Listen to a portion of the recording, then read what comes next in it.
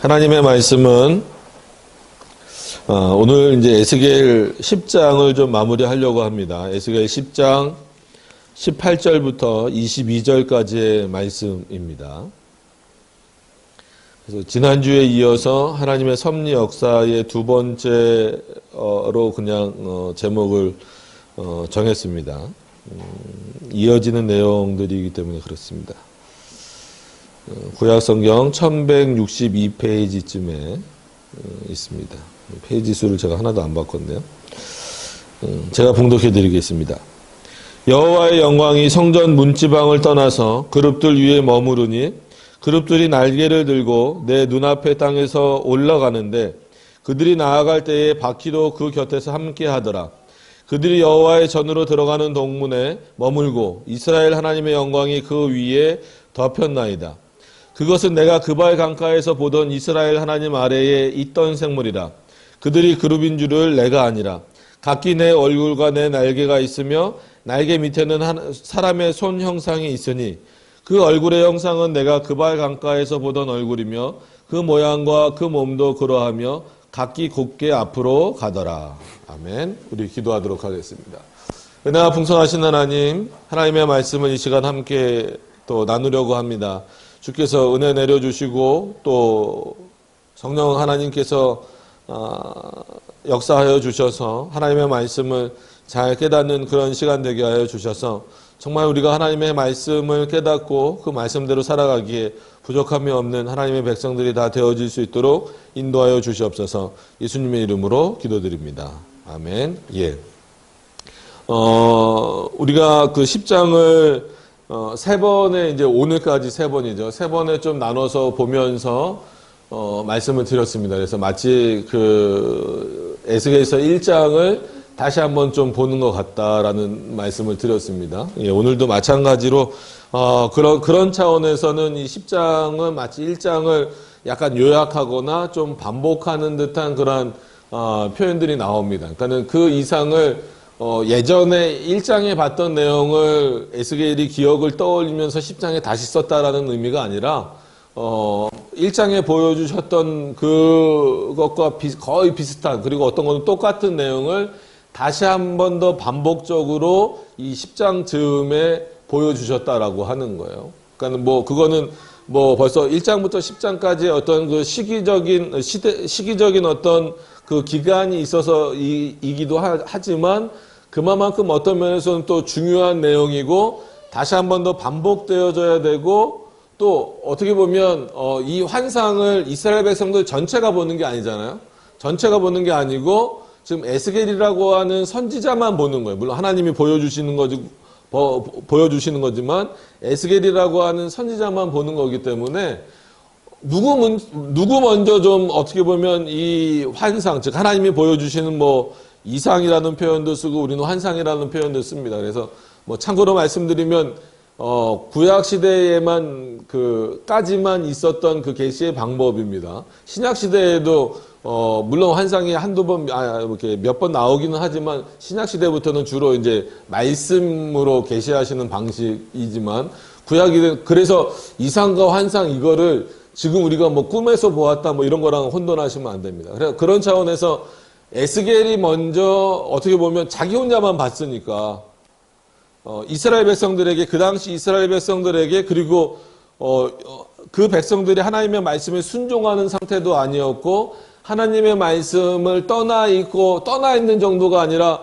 우상을 섬기고 이방신을 섬기고 이방 문화를 받아들이면서 본인들이 의도하지 않았던 건 간에 보여지는 모습으로서는 심히 하나님을 경멸하거나 마치 하나님을 자신들로부터 내어쫓는 듯한 그런 어떤 모습들을 보이고 있는 이스라엘 백성들을 향하여서 이런 환상의 내용들을 통하여 주어지는 그 하나님의 말씀을 전해야 되는 입장이란 말이에요. 그렇기 때문에 어떻게 보면 하나님께서 한 번 더 이렇게 10장을 통해서 1장과 비슷한 내용들을 다시 한 번 더 보여주시는 이유는 약간 다른 의미도 있지만 누구 먼저 확신이 필요한 거예요? 에스겔 먼저 확신이 필요한 거예요. 그리고 아무리 에스겔이라 할지라도 어떤 부분에 있어서는 이거는 좀 이해하기 어려운 부분들이 있을 수도 있었기 때문에 한 번 더 확고하게 다시 한 번 더 에스겔이 이제 이스라엘 백성들에게 이 하나님으로부터 보여진 이런 환상의 내용들을 통하여서 하나님의 뜻을 증거할 때 단순히 그냥 환상으로서 내가 이걸 봤다라고 하는 그 내용만 전하는 게 아니잖아요. 이런 내용들을 보여주셨는데 왜 이런 내용을 보여주셨냐면 지금 너희가 이렇고 이런 상태이기 때문에 하나님이 너희들에게 이렇게 하시겠다라는 것을 누가 확신에 차서 전해야 됩니까? 에스겔 스스로가 그렇게 해야 되기 때문에 다시 한 번 더 좀 반복되는 부분 그리고 더 확고히 하는 그런 부분들이 나오는 겁니다. 그럼 우리에게도 어떻게 보면 같은 의미예요. 에스겔을 쭉 보고 있으니까 어떻게 보면 벌써 1장의 내용을 우리가 좀 잊고 있는 경우가 있어요. 그죠? 1장의 내용이 명확하게 기억이 잘 나시지는 않죠. 물론 다시 보면 되긴 하지만 그런 차원에서 하나님이 이렇게 10장에서 1장과 비슷한 내용을 반복하시는 이유는 우리로 하여금도 다시 한번 지금 성경을 보고 있는 우리로 하여금도 다시 한 번 더 그 의미가 무엇인지 어렵기도 하지만 그 하나님의 뜻을 좀 깨닫게 하기 위한 의도가 있으시다라고 하는 것을 기억하셔서 이 10장의 내용을 통해서 이제 오늘 마무리가 되기 때문에 한 번 더 말씀을 드리는 겁니다. 그래서 다시 한 번 더 1장과 연결해서 1장하고 지난 시간에 말씀드린 것처럼 이 부분은 좀 다른데 그래서 뭐 하나님의 뜻이 변했다거나 이런 건 아니다라고 말씀을 드렸습니다. 그래서 그런 어떤 내용들을 가지고 오늘 본문으로 한번 좀 들어가 보시면 좋겠습니다. 그래서 물론 뭐 에스겔서 전체가 어떻게 보면 타락한 이스라엘을 향한 하나님의 경고, 그러니까 전체 에스겔의 뭐 주제라고 하기까지는 뭐 주제라고 표현을 해도 될 만큼의 어떤 그런 내용이 바로 타락한 이스라엘에 대한 경고와 하나님의 심판 뭐 이런 어떤 것으로 돼 있죠. 마찬가지입니다. 18절도 그렇게 시작을 해요. 여호와의 영광이 분명히 여호와는 영광스럽게 계신다라는 거예요. 그러니까 이런 표현 자체도 우리가 쉽게 이렇게 넘어갈 수도 있지만 어떤 면에서는 잘 생각해 보세요. 지금 이스라엘 백성들이 하나님을 온전히 섬기지 않아요. 그럼 우리 인간적인 개념으로는 만약에 누가 이렇게 높여지거나 한마디로 뭐 영광스럽게 되거나 존경을 받게 되거나 뭐 이렇게 되려면 누가 좀 그렇게 해줘야 돼요. 자기 혼자 스스로 잘난 척하는 게 아니라 예를 들어서 어떤 뭐 이렇게 사람을 존경하거나 뭐 그러면 저 사람은 참 훌륭한 사람이야. 저만큼의 존경을 받아야 돼. 이렇게 대다수가 뭐 이렇게 좀 인정을 해줘야 이 사람은 뭐 이렇게 좀 그 훌륭한 분이야. 우리가 존경받아야 될 사람이야. 뭐 이런 어떤 내용들이 되잖아요. 근데 지금 이스라엘 백성들의 모습을 보면 마치 하나님이 영광을 받으시는 모습이에요? 그렇지 않으시는 모습이에요? 영광을 못 받으시는 모습처럼 보이잖아요. 실제로 그렇기도 하지만, 그러니까 인간편에서 보고 그렇게 보면 그렇게 보일 수도 있지만 하나님은 우리와는 다르다라는 거예요. 그러니까 우리가 하나님께 영광을 돌릴 때에도 하나님은 영광을 받으시지만 심지어 하나님은 우리가 패역해서 죄악 가운데 머물러서 하나님으로부터 등을 돌리고 있는 그 순간조차도 하나님은 스스로 어떤 분이시다? 영광스러우신 분이시다라는 거예요. 그러니까 이게 존재가 달라요. 본질적으로 다르기 때문에 그래요. 그래서 오늘도 꼭 그런 의미에서만 표현된 건 아니지만 그런 차원에서 우리가 한번 생각해 보면서 하나님이 어떤 분이시구나라고 하는 것을 더 기억하시면서 오늘 본문을 보시면 1장에서도 보셨던 내용이지만 우리가 왜 하나님 앞에 순종해야 되고 하나님의 영광을 이렇게 스스로 우리가 굳이 어떤 면에서는 굳이 하나님께 영광을 돌리지 않아도 스스로 영광을 받으시는 영광스러우신 그 하나님 앞에 왜 우리가 더 그 하나님을 경외하고 그 하나님의 뜻대로 살아야 되고 그 하나님을 찬양해야 하는가를 알 수 있으실 겁니다. 그래서 보시면 하나님의 영광이 성전 문지방을 떠나서 이게 이제 어떻게 보면 에스겔에게 보여주셨을 때 에스겔에게도 볼 때마다 이건 아마 충격적인 내용일 거예요. 그리고 이 내용을 이스라엘 백성들에게 전할 때 과연 이스라엘 백성들이 너희가 하나님을 떠났어. 너희가 하나님을 떠나서 우상을 섬겨서 그것 때문에 하나님이 너희를 심판하실 거야 라는 내용을 그들의 교만함과 어떤 가득 찬 죄악으로 잘 받아들이지 않는 것처럼 또 하나 받아들이기 어려운 내용이 뭐냐면 하나님이 성전을 떠나신다라는 개념이에요. 근데 오히려 성경에 보면은 그런 내용들이 많이 나와요. 시편에도 나오고 학개서에도 나오고 그다음에 이사야, 예레미야 할 것 없이 하나님이 성전을 떠나시겠다라는 표현을 여러 번 쓰세요. 오늘 에스겔서에서도 그렇습니다. 근데 왜 이게 이스라엘 백성들이 그러니까는 너희들의 죄가 깊어라는 것만큼 받아들이기 쉽지 않냐면 이스라엘 백성들은 어떤 사상을 가지고 있냐면 하나님이 우리를 택하셨기 때문에 그러니까 선민 사상이 나쁜 건 아닌데 그게 오해가 되면 문제가 된다라는 거예요. 그러니까 우리도 영적 이스라엘이기 때문에 그런 차원에서는 우리는 선민입니까? 아닙니까? 여전히 우리도 선민이에요. 근데 그게 너무나 일방적으로 그러니까 우리의 모습을 제거하고 그냥 그 모습만 놓고 가면 이런 오해를 불러일으킬 수 있다는 거예요. 그러니까 어떤 의미냐면 이스라엘 백성들은 자기네들의 어떠함을 떠나서 하나님이 우리를 택하셨고 하나님이 우리에게 뭘 지으라고 명령하신 거예요? 성전을 지으라고 명령하셨고 거기서 뭘 하라고? 제사를 드리라고. 내가 그리고 그 성전을 떠나지 않겠다라고 말씀하셨고 그 성전을 통하여서 너희를 만난다라는 건 뭐예요? 그 제사 드릴 때만 만난다라는 의미가 아니라 한마디로 이스라엘 너희를 지켜주겠다라는 의미잖아요. 그래서 그게 이제 구약 때 가지고 있었던 성전 개념입니다. 물론 지금도 마찬가지로 하나님이 교회를 지키십니다. 그래서 교회를 지키신다라는 그 개념은 그냥 요 건물을 지키신다는 게 아니에요. 우리가 다 교회잖아요. 저도 교회고 여러분도 교회잖아요. 하나님이 여러분들을 지켜주신다라는 그런 개념이란 말이에요. 그렇기 때문에 하나님이 성전을 떠나신다? 오히려 이거는 이스라엘 백성들에게는 물론 이때는 분명히 장소적 개념으로 좀 하나님은 그렇게 한정되어 있지 않지만 이스라엘 백성들은 그렇게 이해하고 있던 시기였어요.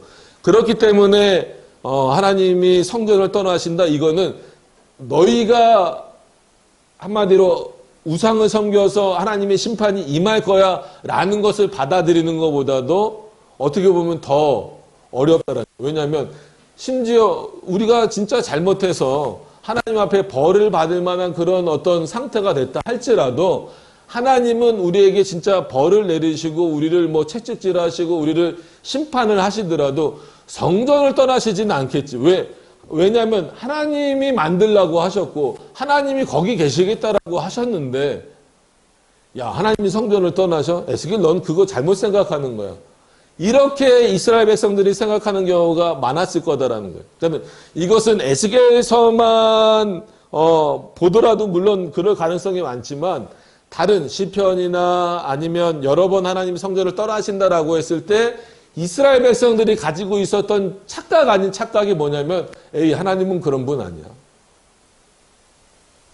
아니 본인이 명령해서 만들라고 해놓고 본인이 거기 계시겠다고 해놓고 아니 우리가 좀 잘못했다고 좀 잘못했대요. 많이 잘못해놓고서 그죠? 그리고 그 죄악의 깊이가 아주 깊은데도 불구하고 좀 잘못했다고 거길 떠나셔? 그러면서 꼭 드는 얘가 그거죠. 아니 자녀가 좀 잘못했다고 부모님이 자녀 보기 싫다고 집을 나가? 거꾸로는 가끔 있어도 그죠? 거꾸로 자녀들이 이렇게 부모님이 싫다기보다도 뭐가 의견이 안 맞아서 가출하는 경우는 있어도 부모님 집을 나가 이런 어떤 개념인 거예요. 들어와서 혼을 내면 혼을 내고 매를 들면 매를 들었지. 부모님이 집을 나가? 이런 어떤 개념이 딱 박혀 있기 때문에 이스라엘 백성들이 그만큼 이 내용을 받아들이기가 이렇게 쉬운 내용은 아니었다라는 거죠.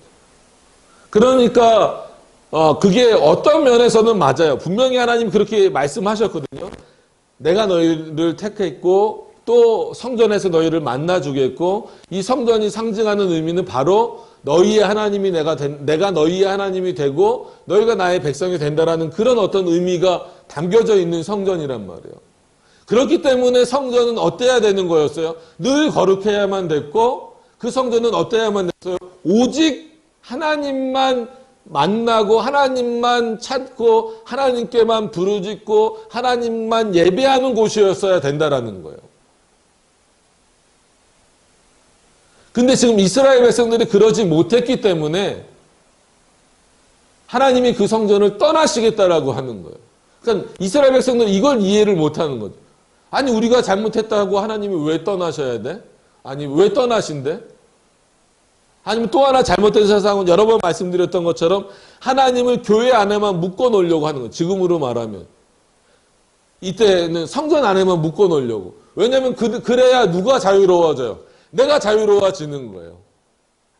그래서 성전 안에서는 막 거룩한 것처럼 이렇게 하고 제사장들도 그렇잖아요. 막 성전 안에서는 거룩한 척하고 척이라고 한 이유는 실제로 신실한 제사장들이 많았지만 그렇지 않은 제사장들은 거룩한 척하는 거죠. 하고 나서 늘 제사장 뭐 옷 입고 이런 건 아니니까 그거 끝나고 나서 일상 본인도 그 당시 제사장들도 본인의 일상으로 돌아와서는 한마디로 그때 당시에 편한 옷 입고 일상생활 할 거잖아요. 그때는 마치 자기의 자유를 마음껏 누리는 것처럼 야 예배 드릴 때 정말 내가 뭐 이렇게 막 그때 개념으로는 가운은 아니지만 뭐 여러 가지 뭐 옷도 갇혀 있고 뭐 이것도 하고 어우 너무 힘들었어. 그러니까 이 시간이 끝나니까 이제는 내 마음대로야. 내 자유야. 하나님은 어디 계시니까? 성전에 계시니까. 그러니까 이 원래 그 의미는 뭐겠어요? 하나님이 성전에 계시기 때문에 너희도 어떻게 하라는 거예요? 거룩하고 늘 하나님을 생각하라는 건데 그러니까 인간의 사고가 조금만 삐뚤어지면 그렇게 가는 거예요. 하나님을 성전에 묶어놔 버리니까 성전 밖에서는 자기네들이 자유로워질 수 있는 거예요. 어떤 의미인지 아시겠어요? 하나님이 성전에 계신다라는 것은 어떻게 보면 그 성전에 계신 하나님이 우리 이스라엘을 지켜주신다라는 개념이었는데 이스라엘 백성들 스스로가 하나님을 성전에 묶어버린 거예요. 하나님은 성전에만 계셔주세요. 이런 의미겠죠. 그리고 나머지는 자유롭게 살고 싶은 거예요. 이방 문화도 접해보고 우상도 한번 가서 만져보고 섬겨보고 뭐 이런 어떤 일들을 해보고 싶은 거예요. 그럼에도 불구하고 하나님이 성전을 떠나신다? 그런 차원에서는 이해를 못했던 거예요. 그러니까 지금도 어떤 면에서는 그럴 수 있는 가능성이 많아요. 하나님은 어디 계십니까? 교회에 계십니다. 그러나 또 다른 의미로는 어느 곳에나 계신다라는 거예요. 우리의 자유를 침해하는 방식이 아니라 우리가 더 하나님의 뜻에 합당하고 하나님의 말씀에 따라서 살기 위해서 한마디로 이 가시적 교회, 보이는 이 교회 뭐 예배당 그리고 이 보이는 교회 모임 안에도 분명히 하나님은 계시지만 여러분들이 살고 있는 모든 일상생활 가운데에서도 하나님은 함께 하신다라고 하는 것을 잊어버리면 안 된다는 거예요. 지금 이스라엘 백성들이 어떤 면에서는 그런 부분들을 놓치고 있기 때문에 하나님을 성전에 메어두려고 하거나 아니면 하나님이 성전에서 떠나신다라는 건 이해를 못하는 거예요. 왜 하나님이 성전을 떠나시려고 하지? 어떤 면에서는 두 가지 의미를 말할 수 있겠죠. 하나님이 성전을 떠나신다라고 하는 것은 완전히 떠나신다라는 개념은 아니겠죠. 왜냐하면 늘 성전에 회복이 있었고 심지어 성전을 무너뜨리셨다가 다시 세우기도 하시는 그 의미를 여러분들이 또 잘 살펴보시면 하나님이 어떤 의도를 갖고 계신가. 그러니까 하나님은 보이지 않는 차원에서 영원한 성전으로, 영원한 교회로, 승리의 교회. 그래서 우리가 교회를 보통 나눌 때 어떻게 나눕니까? 하늘의 승리의 교회, 그리고 이 땅에는 어떤 교회? 전투하는 교회. 우리가 올바로 잘 이 땅에서 전투할 수 있는, 즉 비진리들과 사단을 향하여서 전투할 수 있는 것은 누가 우리를 지켜주시기 때문에 가능한 거예요?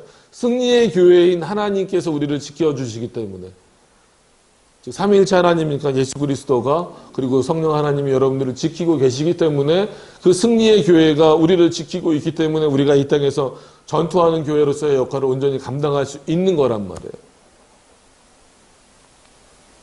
그럼 이 의미에도 그 내용을 적용시켜서 우리가 살펴보면 어떻게 보면 하나님의 말씀을 떠나 있는 자들, 멀리 떠나서 하나님을 마치 경멸하고 하나님을 이렇게 몰아내려고 하고 그런 자들에게 있어서는 하나님에 대한 엄청난 심판의 경고죠. 왜냐하면 내가 분명히 이 성전을 만들라고 했지만 그 만들라고 한 이유는 내가 너희를 얼마나 사랑하는지, 그리고 이 성전이 그런 차원에서 내 말씀 안에서, 즉 하나님의 말씀 안에서 거룩해져야 되는 거예요. 근데 지금 보여지는 성전은 어떻게 된 상태입니까? 더럽혀진 상태예요. 우상으로 더럽혀진 상태란 말이에요. 그들의 죄악으로 더럽혀진 상태예요. 더 이상 하나님이 들어오실 수 없을 만큼, 물론 장소적이지만 들어오실 수 없을 만큼 더러워졌다라는 거예요. 뭐 어떻게 표현을 지금 예를 들 수 있을까요? 뭐 저희가 뭐 주중에 계속 청소하고 뭐 이렇게 하지만 만약 여기가 좀 눈으로 보기에도 좀 지저분하거나 그러면 예배 드리는데 집중이 잘 안 될 수 있잖아요. 그런데 그럴 수 있는데 그게 아니고 이 교회 전체가 만약에 딱 들어왔는데 막 여기 우상이 서 있고, 예를 들어서 막 우상이 서 있고 막 전혀 기독교적이지 않은 내용들이 막 여기 덕지덕지 붙어 있다라고 한다면 올바른 신앙을 갖고 있는 사람들은 아마 들어오기 싫을 거예요.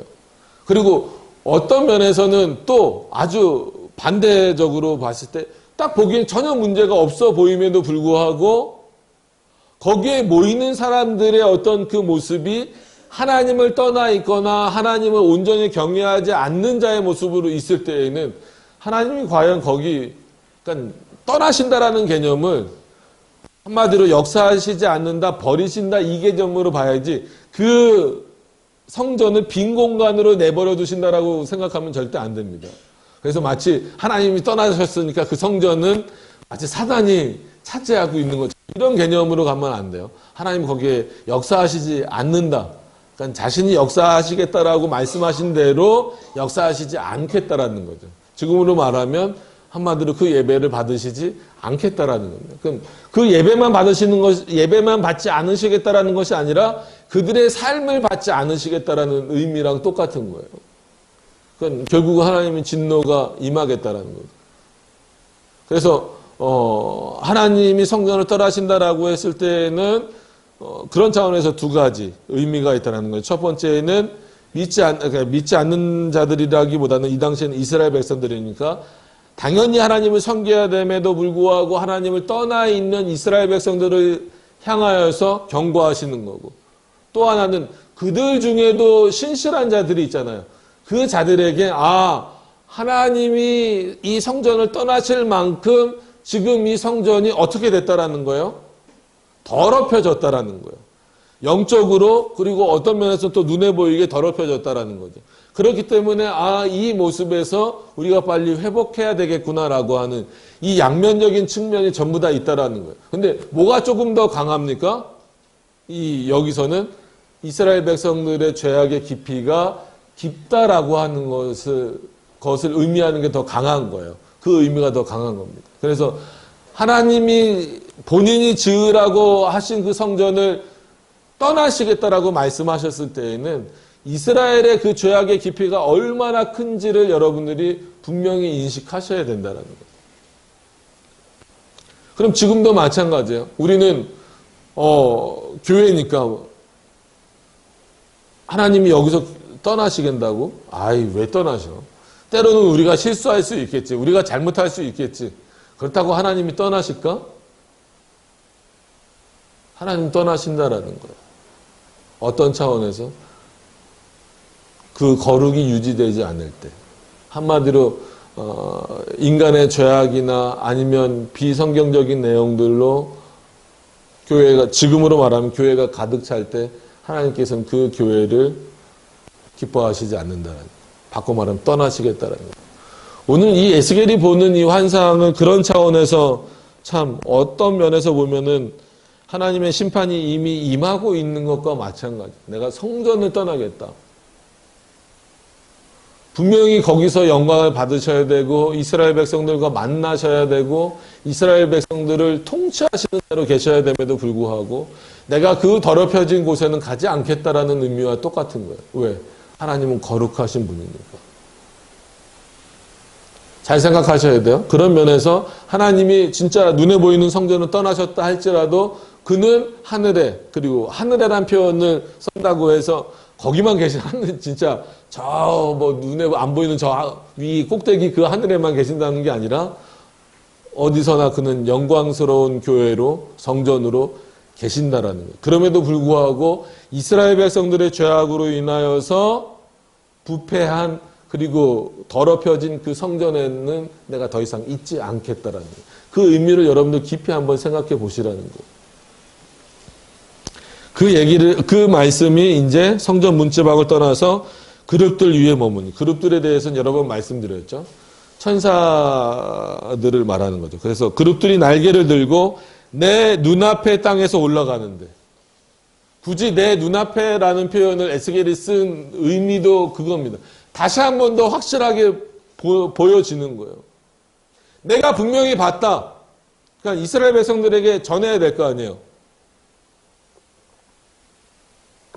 하나님이 안 떠나셔야 될 성전, 그리고 안 떠나실 것처럼 믿고 있었던 그 성전에서 떠나신다라고 하는 것을, 천사들과 함께 천사들을 데리고 떠나신다라고 하는 것을 내 눈으로 직접 봤다. 환상임에도 불구하고 내 눈으로 직접 봤다.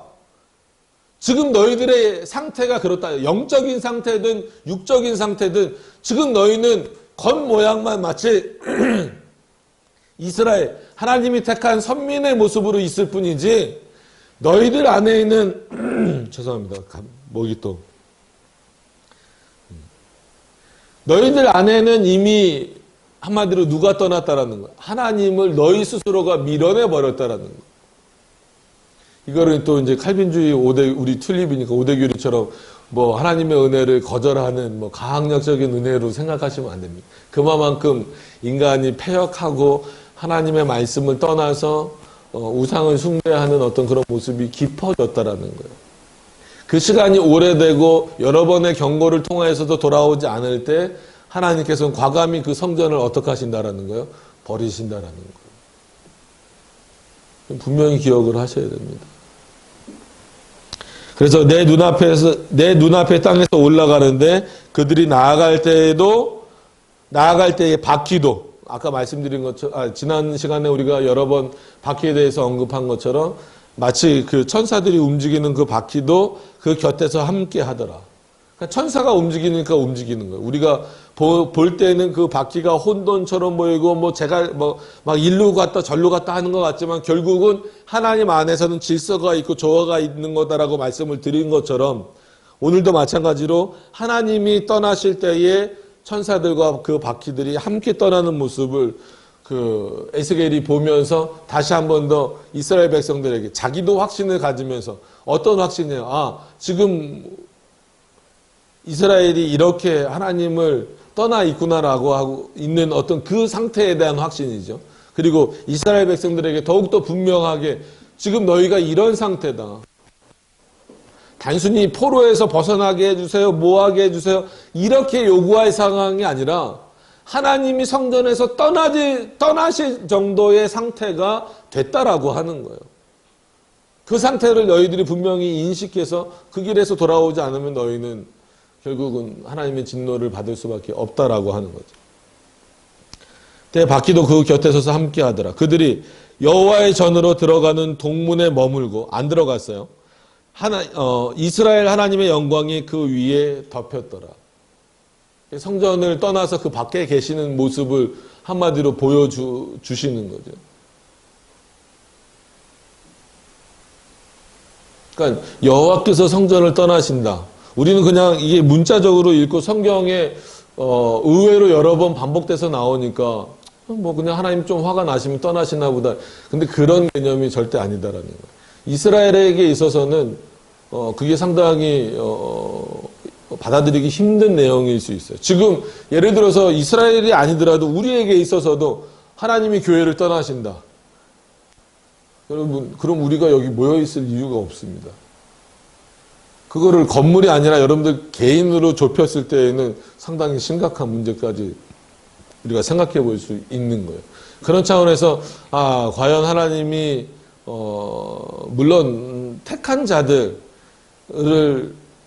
완전히 떠나신지는 않죠. 물론 그들은 돌이키시지만 하나님을 떠난 자들에 대해서는 결코 그들을 다시 용납하시지 않는다라고 하는 것을 분명히 좀 인식을 하시면서 이런 내용들을 좀 보셨으면 좋겠습니다. 그래서 하나님의 어떤 그 진노가 얼마나 깊어졌는가라고 하는 것을 확인할 수 있는 내용이 바로 하나님이 성전을 떠나셨다라는 겁니다. 아까 말씀드린 대로 성전에 계시면서 이스라엘 백성들을 진노하시고 이스라엘 백성들을 심판하시고 이스라엘 백성들을 징계하시는 그 하나님이셔야 되는데 하나님이 성전을 떠나신다? 그만큼 그 성전이 더럽혀졌다라고 하는 그 모습을 볼 때 지금 어떻게 보면 이 시대는 뭘로 그런 것들을 분별하고 구별할 수 있는가를 여러분들이 잘 보셔야 돼요. 우리가 뭐 예를 들어서 우리는 개혁파 교회니까 뭐 예배모 모범에 따라서 예배를 잘 드린다. 그러면 하나님이 안 떠나실 거야. 그럼 그렇게 안주하셔도 안 돼요. 내가 정말 어떤 신앙으로, 물론 우린 개혁파 신앙이니까 그 신앙 안에서 정말 하나님을 올바로 잘 섬기고 있는가? 이게 어떤 공교회 모습 안에서도 나타나야 되는 거고. 공교회라고 하는 것은 이렇게 우리가 모여서 예배 드리는 이 교회를 말하는 거고. 여러분들의 개인적인 삶에 있어서도 마찬가지예요. 하나님, 여러분들의 사고 속에서도 하나님을 교회로 묶어놓지 마세요. 이스라엘 백성들이 범했던 실수처럼. 그거는 어떤 생각이 있다고요? 내가 밖에서는 자유롭고 싶다라는 생각이 있는 거예요. 하나님은 교회에 계시니까, 교회 갈 때는, 내가 성도처럼, 아니면 저는 이제 목사니까, 목사처럼 양복 입고, 딱 이러고. 저도 반팔에 반바지 입고 오고 싶어요. 근데, 그렇잖아요. 반팔에 반바지 입고 설교하면, 뭐, 반팔은 뭐 요즘에 와이셔츠만 입고 설교하시는 분들도 많이 계십니다. 더울 때에는. 뭐 그게 잘못된 건 아니지만 뭐 반바지 입고 슬리퍼 딱 신고 올라오고 그러면은 보여지는 모습도 그렇잖아요. 왜냐하면 마음까지 따라가게 돼요. 그죠? 그러니까 사람은 어쩔 수 없어요. 그나마 이렇게 양복을 입고 이렇게 있어야 좀 제 스스로도 내 목사지 이 생각이 나는 거예요. 그냥 그 반바지에 슬리퍼 신고 이렇게 다니면은 동네 아저씨예요, 그냥. 사람이 그 마음가짐이 그만큼 중요한 겁니다. 그래서 우리가 물론 바른 예배를 드리고 올바른 예배를 드리고 바른 신학 위에서 우리가 그 예배를 드리는 것도 중요하지만 그게 거기서만 끝나는 것이 아니라 삶의 연장선으로 넘어가야 된다는 거죠. 넘어가서 우리들의 삶 속에서도 하나님의 말씀대로 사는 모습들이 나와야 된다는 거예요. 왜냐하면 하나님은 어느 곳에나 계시기 때문에. 오늘 이 18, 19절에서 여러분들이 잊지 말으셔야 되는 것은 첫째로 하나님이 성전을 떠나실 만큼 이 성전을 더럽히지 말라는 거예요. 보여지는 성전도 그렇고 어떻게 보면 눈에 보이지 않는 우리 마음의 성전, 그리고 또 하나는 오히려 하나님은 성전에만 가둬두지 말라는 거예요. 보이는 성전에만 가둬두지 말라는 거예요. 하나님은 어느 곳에서나 여러분들과 함께 계신다라고 하는 것을 기억을 하셔야 돼요. 그냥 함께 옆에서 즐기시는 게 아니라 여러분들을 주권적으로 이끌고 역사하신다는 것 분명히 기억을 하셔야 됩니다. 그런 부분들이 어떻게 보면 우리의 그 구원의 서정에서 나타나는 거잖아요. 우리의 의도대로 우리가 부름을 받은 것도 아니고 우리의 요구대로 우리가 중생된 것도 아니잖아요. 하나님이 우리를 사랑하셔서 택하시고 또 부르시고 거듭나게 하시고 또 의롭게 하시고 거기까지는 하나님이 하시는 거라고 인정을 해요. 근데 이 성화가 참 문제예요. 거룩하여져 가는 그 길은 마치 그때부터는 인간 스스로가 갈 수 있는 것처럼 아니면 어느 정도는 뭐 하나님과 함께 예수 그리스도와 함께 반반 뭐 이렇게 가는 것처럼 그게 아닙니다. 우리가 가는 거지만 가까운 원인 속에서는 우리가 가는 거지만 분명히 먼 원인 가운데에서는 성화에까지 영화는 뭐 죽음 이후니까 당연히 뭐 우리가 할 수 없는 문제고, 성화의 단계도 하나님이 전부 다 하시는 거다라는 거예요. 반반이 아닙니다. 반반이. 그것을 분명히 기억을 하셔야 돼요. 그래서 그런 부분에서 뭔가를 이렇게 합쳐보려고 하는 그 신학자들도 가끔 실수를 일으키잖아요. 저는 물론 그게 이제 바빙크의 특징이면서도, 바빙크의 어떤 표현의 특징이면서도 약간은 실수라고 봐요. 왜냐하면 본인은 그렇게 의도하지 않았어도 후대 사람들은 그런 걸 보면서 오해할 수 있으니까.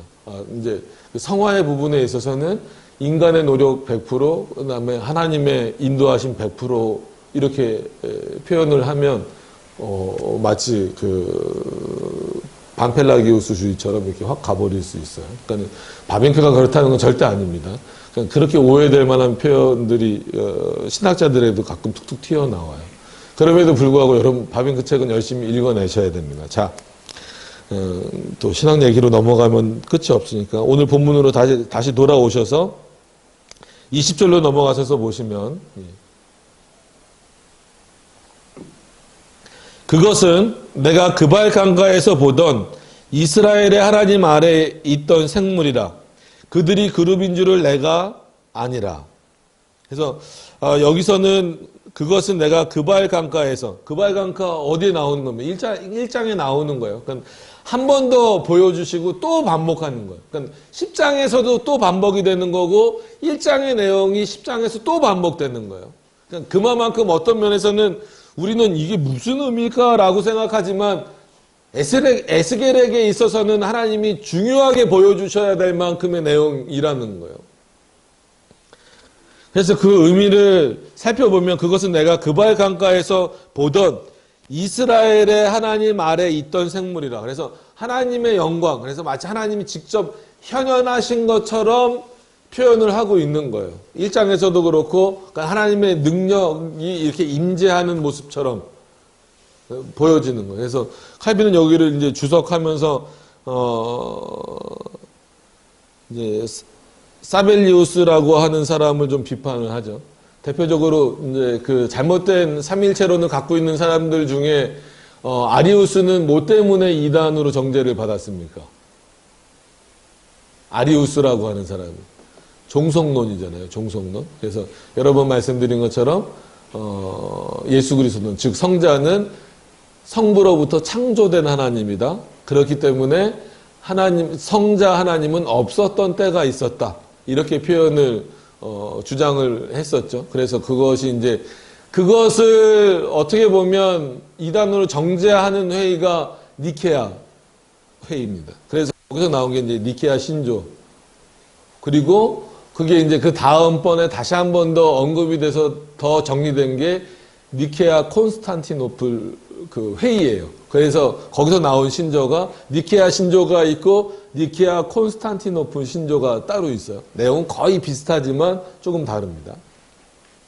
그건 이제 아리우스는 종속론 때문에 이단으로 정죄받았고, 그럼 오늘 뭐 본문이 아니라 이제 칼빈이 주석하면서 비판했었던 사벨리우스라고 하는 사람은 어떤 차원에서 이단으로 정죄됐을까요?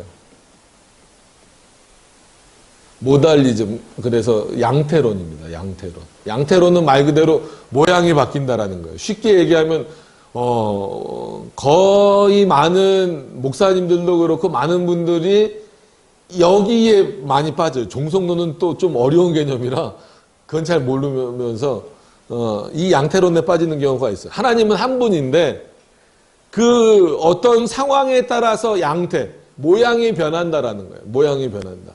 그래서 아마 어렸을 때 저도 그렇게 들었어요. 어렸을 때부터 교회를 다니셨거나 뭐 지금도 그렇게 설명을 하시는 분들이 많더라고요. 근데 그거는 정말 이단으로 정죄된 내용을 하는 거예요. 예를 들면 그거예요.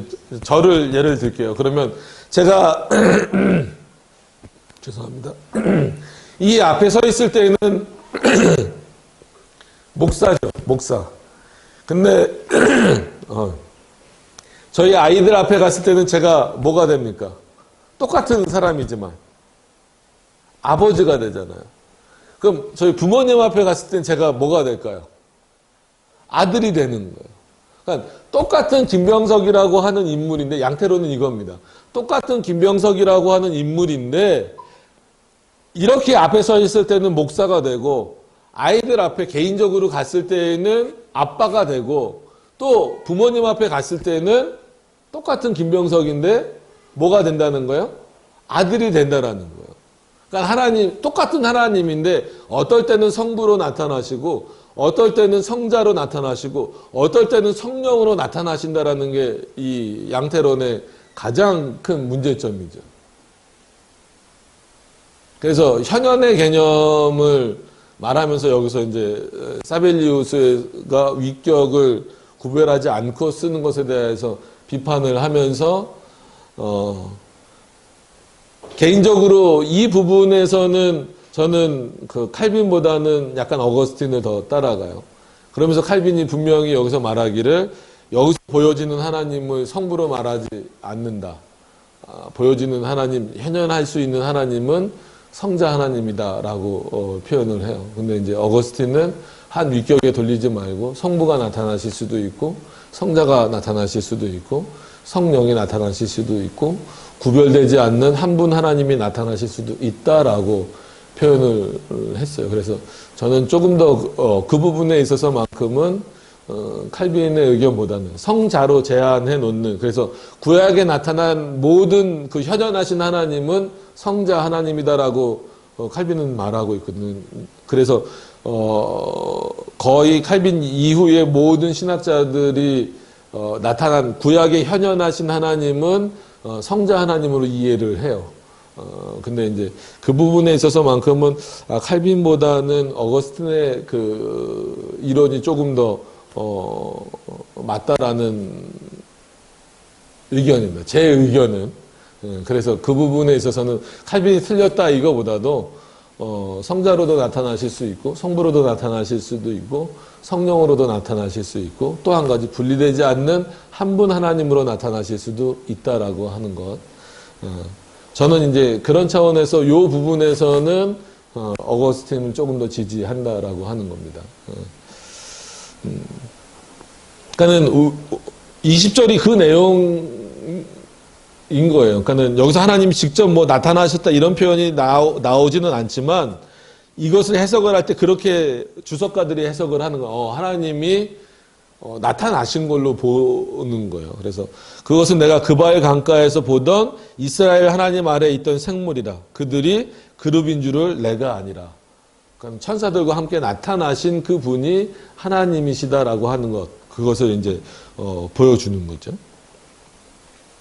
이거는 이제 여러분들이 좀 그런 차이가 있다라고 하는 것을 좀 아시라고 말씀을 좀 드리는 겁니다. 그래서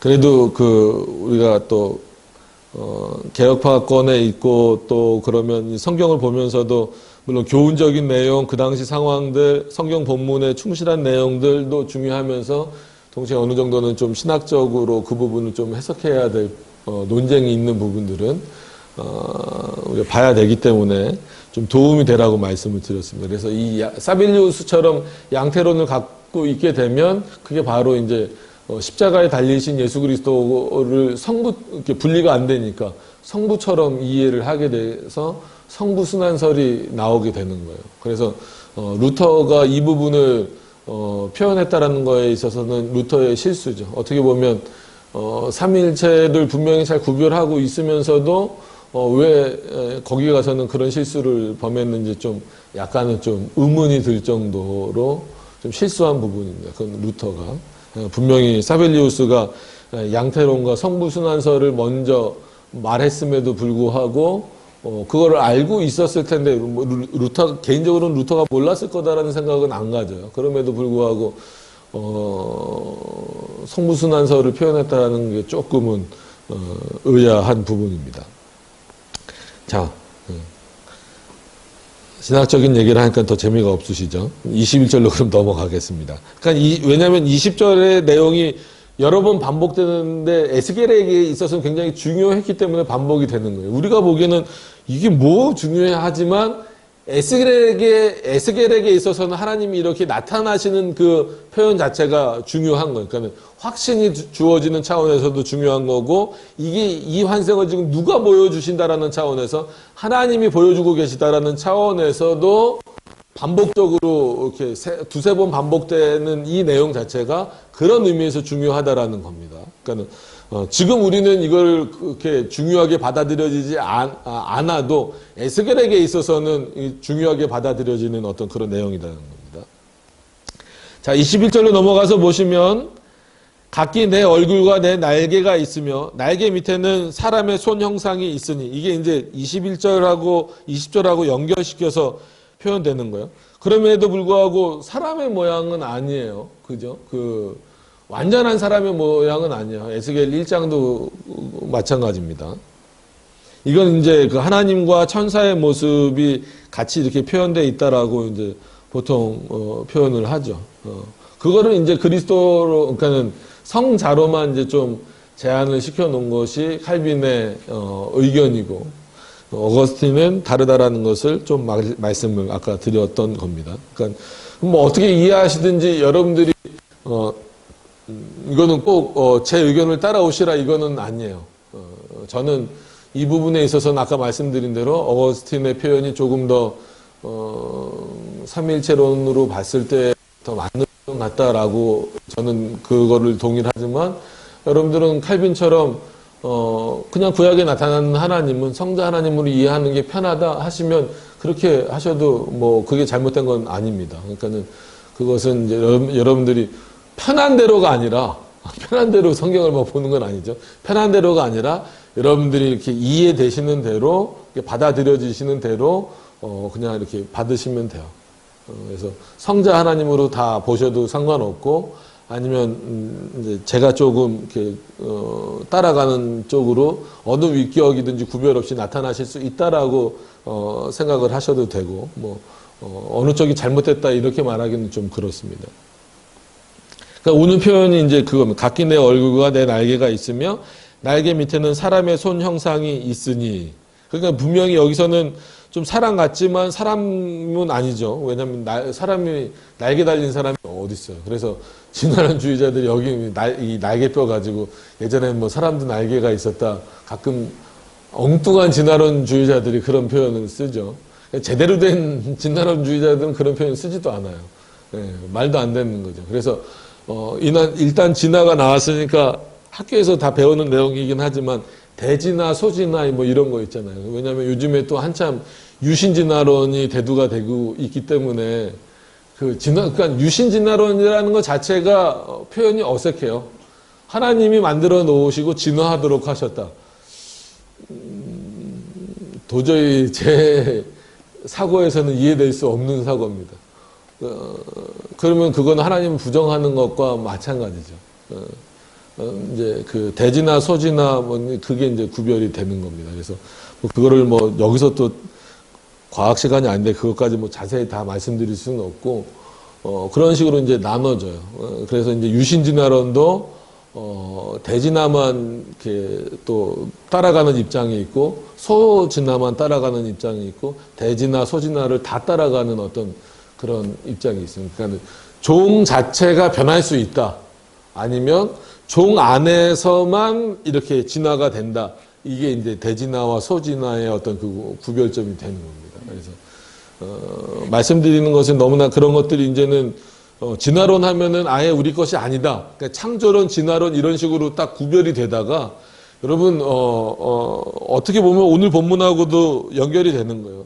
이 신앙이 합쳐지고 세상 문화가 받아들여지면 이스라엘 백성들 안에서 하나님을 섬기는 모습과 세상의 문화, 즉 이방의 문화가 막 섞여 있듯이 오히려 예전에는 진짜 창조론이냐 진화론이냐 이런 식으로 나눠져 있다가 요즘에는 아주 그 이상한 표현으로, 그리고 그럴싸한 표현으로 합쳐지는 게 뭐예요? 유신진화론. 그러니까 이거는 완전히 창조론도 아니고 완전히 진화론도 아니고 뭔가 섞어놔 버렸어요. 그러니까 이런 어떤 내용들이 우리 주변에 생각보다 많이 있습니다. 그러니까 그런 부분들은 여러분들이 좀 조심하시는 차원에서라도 어느 정도는 때로는 과학적인 지식도 그리고 성경적인 지식은 당연한 거고 과학적인 지식도 조금 필요하다라고 하는 것을 좀 말씀을 드리는 겁니다. 자, 그럼 22절까지 말씀을 드리고 전체 10장의 내용을 좀 한번 마무리하도록 그렇게 하겠습니다. 자, 22절에 보니까 그 얼굴의 형상은 내가 그발 강가에서 보던 얼굴의 형상이며 보던 얼굴이며 그러니까는 지금도 또 보고 있었고 1장에서도 봤었던 거라는 거예요. 그러니까는 어떻게 보면 20절부터 22절은 몇 번 반복된 거예요. 한 3번 정도 반복되고 있는 내용입니다. 그러니까 이게 왜 또 계속 나오지? 라고 우리는 생각할 수 있지만 아까 계속 저도 말씀드린 것처럼 에스겔에게 있어서는 상당히 중요한 의미였다라고 하는 거예요. 말씀 전하는 부분에 있어서. 그러니까 전해야 될 그 부분에 있어서. 그 얼굴의 형상은 내가 그발 강가에서 보던 얼굴이며 그 모양과 그 몸도 그러하며 각기 곱게 앞으로 가더라. 그래서 이것이 이제 천사이면서 일정 부분 또 하나님의 그 나타난 현현하심으로 보고 있었기 때문에 아까 말씀을 드렸습니다. 그 현현에 대해서 이제 그거에 대한 반복은 안 할게요. 칼빈은 성자로 받고 이제 어거스틴은 각 위격에 다 나타날 수 있다라고 봤는데 요거는 이제 잘못된 건 아니지만 사빌리우스처럼 아니다, 양태론이다 이렇게 말하면 이제 이단이 된다라고 하는 겁니다. 이건 분명히 여러분들이 기억을 하셔야 돼요. 그러면서 여기서 이제 그거보다도 더 중요한 그래서 얼굴의 형상이 뭐 어떻게 생겼는가 그발 강가가 도대체 지형적으로 어딘가 이런 것보다는 그런 게 중요한 것은 아닙니다. 뭐 보던 얼굴이며 모양이며 뭐 몸도 그러하다 그러면 어떻게 그 몸이 생겼을까? 오히려 그거는 1장의 도움을 얻으시면 돼요. 그러니까 이렇게 생겼고 저렇게 생겼다. 그래서 외형적인 모습은 그거보다도 오늘 이 본문에 있어서는 더 중요한 것은 어떻게 보면 이 하나님께서 이끄시는 성전을 떠나시는 어떤 그런 내용이잖아요. 성전을 떠나시는 그 부분에 있어서도 천사들은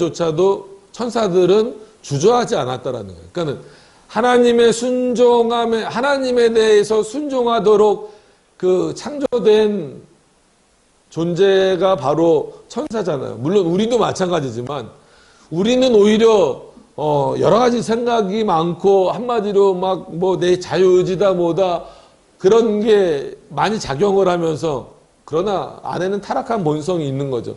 오히려 그게 작용을 하기 때문에 때로는 하나님을 따라가는 게 두렵고 하나님이 가라고 하는 게 두렵고 겁나고 또 확신이 안 들고 여러분 성경에도 보면 그런 내용 많잖아요. 아브라함에게도 본토 아비집을 떠나서 가라. 여러분 그거에 순종하는 게 그렇게 쉬운 일 아닙니다. 바울도 마찬가지고. 그러니까 롯도 소돔과 고모라를 떠나면서 롯이 맞죠, 그죠? 롯하고 룻하고 가끔 헷갈릴 때가 많이 있어요. 롯이 맞. 떠날 때 결국은 아내도 뒤를 돌아보잖아요. 뒤 돌아보지 말라 그러는데도 미련이 생기는 거예요. 그러니까 순종을 하면서도 뭔가 이렇게 좀 아쉬움이 남는 이게 인간의 모습이다라고 하면은 천사는 그런 면이 없어요. 주저함이 없다라는 거예요. 하나님에게 순종하는 부분에 있어서는 주저함이 없다라는 거죠. 뭐 그래서 우리가 천사를 본받자 이거는 아닙니다. 뭐 그런 차원은 아니지만 천사는 이렇게 그런 존재니까 최소한 그럼 우리가 그리스도인으로서 하나님의 말씀을 따라가는 자로서 우리가 가져야 될 그 순종의 개념이 뭘까라는 거예요. 실제 그것을 해 나가는 것은 좀 다른 차원이라 할지라도 최소한 그 개념이라도 분명히 갖고 있자라는 거예요. 그러면 그 순종의 개념에 있어서는 최소한 천사도 뭘 돌아보지 않는 거예요? 뒤를 돌아보지 않는 거예요. 그러니까 주저함이 없다라는 겁니다. 하나님께 순종하는 데 있어서 천사도 주저함이 없어요.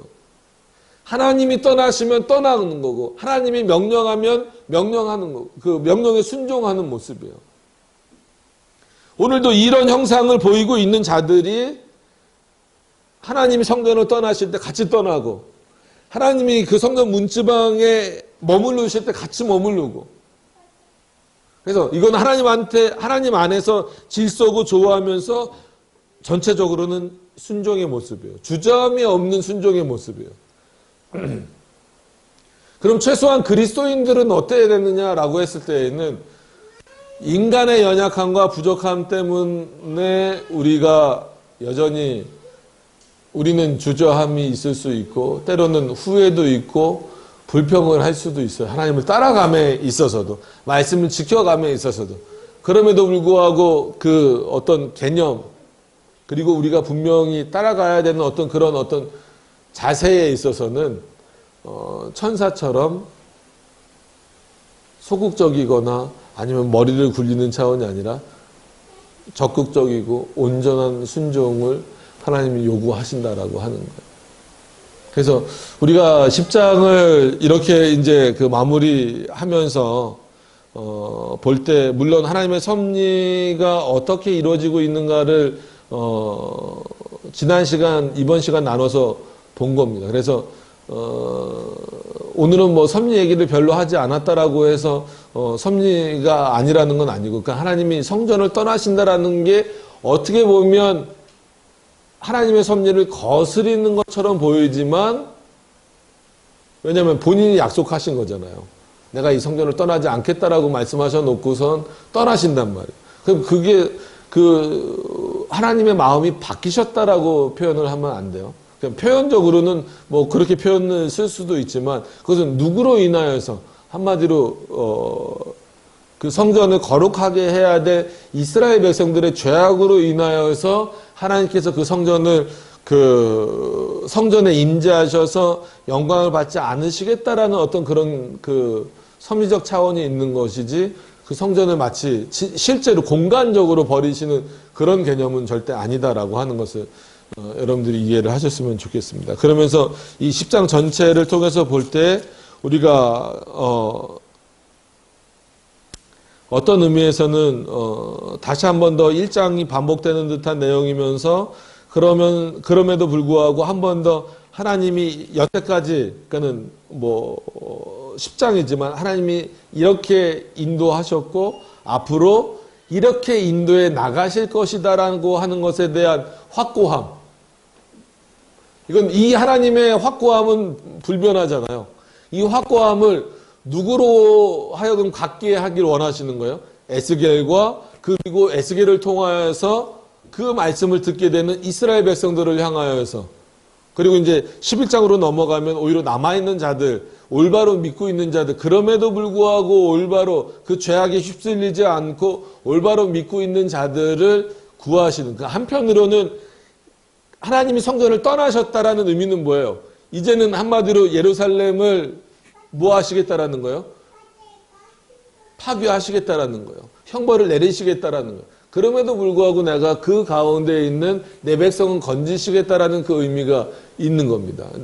그런 의미들을 우리가 생각해 보신다면 이 10장을 다시 반복하시는 그 의미는 그만큼 하나님의 역사하심이 중요하고, 그 역사하심을 잃어버리고 그 하나님을 내 삶 속에서 밀어내버리고 마치 그 하나님을 경멸해버렸던 이스라엘 백성들을 향한 또 다른 경고, 그리고 그들에게 이 경고의 내용을 보여진, 그 환상으로 보여진 경고의 내용을 전해야 되는 에스겔에게 다시 한 번 더 믿음의 확신을 주시는 어떤 그런 의미로서 이 10장의 내용이 우리들에게 주어졌다라고 하는 겁니다. 그래서 우리가 중간중간 살아가면서 하나님의 섭리를 잃어버리면 안 됩니다. 그래서 지난 시간에 그 섭리의 시작을 창조 타락 구속에다가 두시지 말고 하나님의 작정과 하나님의 예정에 두셔야만 그것이 올바로 잘 이해될 수 있다라고 말씀드린 것처럼,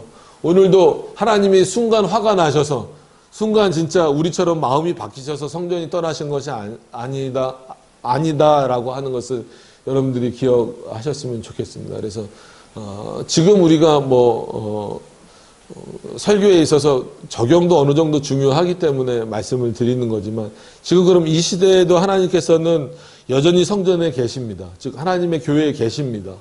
그럼에도 불구하고 하나님이 또 떠나시기도 하는 거예요. 그 왔다 갔다 하시는 이런 개념이 아니라 하나님이 왜 그 교회에 계시고 또 때로는 떠나실까라고 하는 것을 여러분들이 기억을 하셔야 된다는 거예요. 이 본문을 통하여서 우리가 성전을, 즉 하나님의 교회를 더럽히고 있지는 않는가. 보여지는 차원에서도 마찬가지고. 그래서 보여지는 부분에 있어서도 상당히 신경을 쓰는 거예요. 뭐 이렇게 뭔가 이렇게 지금 저희가 이전한다고 하더라도 뭐 화려하게 해놓을 생각은 전혀 없습니다. 그래서 개혁파 교회는 들어가면 그냥 좀 뭔가 좀 허전해 보여요. 휑해 보이고 뭐 별로 없어요. 뭔가 없어요. 막 이렇게 그냥 막 뭔가 이렇게 막 절로 고개가 숙여지게 뭔가를 세워놓질 않아요. 막 웅장하게 막 뭘 하지도 않고. 그래서 이제 예배 전에도 마찬가지입니다. 그러니까 성당이나 이런 데 가보시면은 어때요? 예배 전에 뭐 칩니까? 파이프, 진짜 뭐 작은 성당은 뭐 좀 모르겠지만 큰 성당들 가면 진짜 되게 비싸요. 파이프 오르가 얼마나 비싼지 좀 싼 게 뭐 몇 천만 원이에요. 몇 억 이상 막 가는 거죠. 뭐 액수가 중요한 건 아니지만 그거 이렇게 붕붕 눌러주면 막 그거 자체가 그냥 사람들 스스로를 이렇게 좀 감정적으로 이렇게 확 이렇게 뭐라 그럴까 이렇게 확 모으는 그런 효과도 있어요. 또 아니면 일반 또 교회들 가면 또 뭐 예배 전에 찬양 인도하거나 뭐 하거나 막 그런 어떤 내용들이 있잖아요. 근데 오히려 예배 모범에 따라서 이렇게 보면 이렇게 예배 전에 일찍 와서 뭐 성도의 교제를 나누는 시간, 서로의 뭐 안부도 묻고 뭐 그런 시간을 가지면서 이제 예배 시간이 좀 다가오면 뭐 꼭 언제부터다 이게 아니라 그러니까 몇 분 전부터다 이거보다도 어느 정도 뭐 한 20, 30분 전부터는 좀 이렇게 조용하게 같이 뭐 이렇게 말씀 보면서 또 그날 이제 전해질 어떤 그런 설교 본문도 이렇게 보면서 이렇게 좀 예배를 준비하는 그런 모습이 이제 우리의 선조들이, 믿음의 선조들이 했던 그런 모습들이죠. 그래서 예배 막 1분 전까지 그냥 막 이렇게 우왕좌왕하는 그런 모습이 아니라 뭔가 이렇게 좀 잘 정리된 모습, 마음까지 이렇게 좀 잘 정돈하는 어떤 그런 차원에서 이렇게 좀 준비되는 모습들이 이제 있는 거죠. 그러니까는 이게 우리끼리의 모임이 아니라 결국은 누가 받으시는 예배이기 때문에 그래요. 하나님이 받으시는 예배이기 때문에 그렇다라고 하는 거예요. 그러니까 그것에 대한 어떤 그런 그 거룩함 때문에 저번에 한번 말씀드렸던 것처럼 만약에 이제 누가 늦게 오면 그 사람에 대해서는 인사를 하지 않는 거. 그러니까 그 사람을 무시하거나 미워서가 아니라 어디에 더 집중하기 위해서, 그 예배에 더 집중하기 위해서. 그래서 본의 아니게 예배 시간에 늦게 온 사람은 아주 조용하게 그 예배에 방해가 되지 않도록 앉는 것. 그래서 이런 모습들이 이제 우리 예배 모범에 웨스트민스터 신앙원에서 예배 모범에 나온 이유가 초점을 다 어디다 맞추고 있기 때문에 그래요. 드리는 자들이 아닙니다. 그래서 구도자 예배를 우리가 그토록 좀 비판을 하는 거예요. 뭐 그냥 우스갯소리로 니네가 열린 예배면 우린 닫힌 예배냐? 뭐 이런 식으로. 근데 그건 너무 1차원적인 어떤 비판이고. 그래서 구도자 예배 그냥 영어로 하면 시커 서비스예요. 저는 그 예배에다가 서비스라는 단어를 쓰는 것도 그렇게 뭐 이렇게 좋아하진 않지만 시커 서비스. 제가 발음이 안 좋더라도 이해를 하세요. 한마디로 보는 자 예배다라는 거예요. 그렇기 때문에 그 보는 자를 즐겁게 해주기 위해서 여러 가지 다양한 내용들이 막 교회 안에, 그 예배 안에 막 들어오게 돼서 막 섞이는 거죠. 근데 우리는 그런 차원이 아니라 누구 중심의 예배예요? 받으시는 자. 삼위일체 하나님을 경외하는 그 중심의 예배이기 때문에 그 하나님이 원하시는 대로, 그 하나님이 기뻐하시는 대로 예배드리기 위해서 우리가 거기에 맞추는 거예요. 그래서 예배 전에 우리도 거룩함을 유지하려고 힘쓰는 거고, 그럼 그 거룩함을 유지하는 방법 중에 뭐가 있을까? 그래서 물론 뭐 서로의 안부를 묻기 위해서, 그래서 좀 또 일찍 오시라는 거고, 뭐 시편 찬송을 또 같이 부르는 것도 좋고, 그 다음에 성경을 뭐 합독보다도 뭐 그냥 오늘 읽을 본문, 아니 그 설교할 본문, 아니면 설교되어질 본문, 그 다음에 또 아니면 그 평상시에 읽던 뭐 성경 본문이라든지 아니면 신앙 고백서라든지 이런 것들을 이제 쭉 읽으면서 예배를 이렇게 준비하는. 왜냐면 인간의 어떤 그 사고나 마음은 늘 언제든지 이렇게 막 휩쓸려요. 그 분위기에 휩쓸리기도 하고 상황에 휩쓸리기도 하고 그래요. 그러다 보면 이제 그런 부분들이 있습니다. 그래서 어차피 오늘 그 하나님이 성전을 떠나시는 것 자체가 거룩함이 유지되지 못했기 때문이다라는 게 이제 핵심이란 말이에요. 그러면 우리도 마찬가지로 하나님이 받으시는 예배, 그 반대로 말하면 하나님이 받으시는 예배는 어떤 예배냐면 거룩한 예배란 말이에요. 그럼 어떤 게 거룩한 거냐? 라고 했을 때 눈에 보이는 것도 중요하지만 눈에 보이는 것만큼 어떻게 보면 그 이상 더 중요한 것은 우리가 어떻게 준비되어져 있느냐. 우리 마음이 예배를 준비하는 그 마음이 어떻게 됐느냐. 그래서 어떤 면에서 예를 들어서 그 예배 모범대로 우리가 예배를 드리는 것은 그 전체적인 예배를 하나님이 받으시느냐 받지 않으시느냐를 판단하는 기준은 될 수 있어요. 어떤 의미인지 아시겠죠? 그러나 개개인은 또 다른 거예요. 그럼 나는 이렇게 드리는 예배 가운데 있었으니까 이 예배 다 받아주셨겠지 라고 생각하면 안 된다라고 하는 거죠. 그래서 그거는 또 개개인적인 어떤 그런 예배를 준비하는 자로서의 모습에서 또 달라질 수 있다라고 하는 겁니다. 그러니까 그만큼 하나님 앞에 지난 한 2, 3주 제가 계속 좀 반복했던 표현인 것 같아요. 하나님 앞에서 코남데오라는 그 표현처럼 이 의미가 여러분들 한번 좀 잘 생각해 보세요. 그게 하나님이 우리에게 더 가까이 오시게 하는, 물론 하나님이 가까이 오시는 거지만 우리에게 가까이 오시게 하는 그런 의미도 되면서 반대로 우리가 그러지 못했을 때에는 하나님이 떠나게 하는 원인도 될 수 있다라고 하는 것을 생각해 보면, 그렇기 때문에 예배 드리는 게 그렇게 쉬운 문제가 아니다라는 거죠. 그러니까 생각해 보시면 이 사람들이 제사를 드릴 때 여러분 레위기에 나오는 법을 어겼을까요? 그렇게 어기지 않았을 거예요. 분명히 그 제사법대로 드렸을 거예요. 그럼에도 불구하고 성전을 더럽혔다라는 그 의미는 그들의 마음이 이미 어거스틴의 표현대로, 칼빈의 표현대로 우상의 공장이 되어버렸기 때문에 하나님을 생각하지 않는 인간의 마음은 우상의 공장이다. 여러분 이 표현을 꼭 기억해 두세요.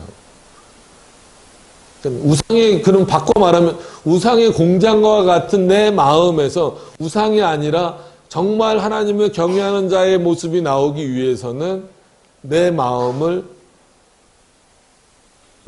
가운데에 하나님의 말씀이 온전히 자리 잡고 새겨지도록 그렇게 하셔야 된다라는 거예요. 그게 그렇게 쉬운 문제는 아닙니다. 여러분들의 일방적인 노력으로도 불가능해요. 그래서 우리가 예배를 온전히 드리기 위해서도, 내가 하나님 앞에서 올바로 살기 위해서도 하나님께 간구하는 거예요. 내 삶이 하나님 앞에 올바로 되기를 원한다고.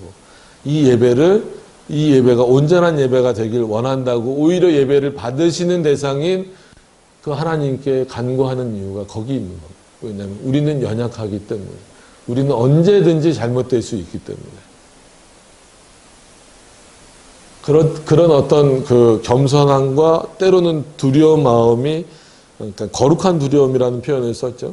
그런 모습들이 우리 안에 있어야 어떤 이런 내용들로부터 반대로 하나님이 기쁘게 받으시는 모습이 된다라고 하는 거예요. 이 10장을 보면서 여러분들은 어떤 생각이 드십니까? 참 이스라엘이 얼마나 이 패역함의 깊이와 그 기간이 길었으면, 하나님이 그렇게 여러 번 경고하셨음에도 불구하고 결국은 하나님이 명령하신 성전을 하나님 스스로가 떠나시는, 나는 더 이상 너희의 제사를 받지 않겠다, 즉 너희의 예배를 받지 않겠다라는 의미에서 떠나시는 거거든요. 그렇게 될 수 있을까? 얼마나 이 사람들이 패역한 모습을 보이고 있는가라고 하는 것을 볼 때 지금 그런 시대가 되고 있어요. 제3의 성으로 해서 동성애를 받아들인다라든지 아니면 여러 가지 의미들로서 이 교회를 더럽히거나 하는 내용들이 많습니다. 그런 의미들을 여러분들이 생각하면서 반면 교사를 삼으실 수 있는 이 10장 전체의 내용들이 좀 되셨으면 좋겠습니다. 우리 기도하도록 하겠습니다.